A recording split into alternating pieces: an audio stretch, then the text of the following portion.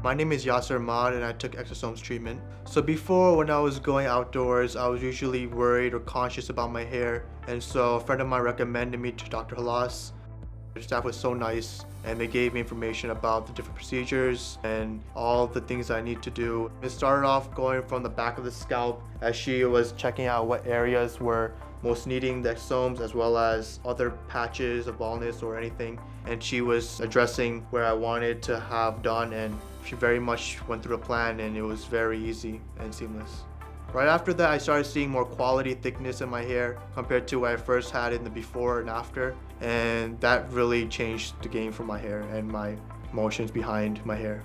I would say give it a try. There's no harm in giving yourself a try and your hair a try. So I recommend Dr. Halas to anybody that is experiencing any type of hair loss or early patterns of hair loss.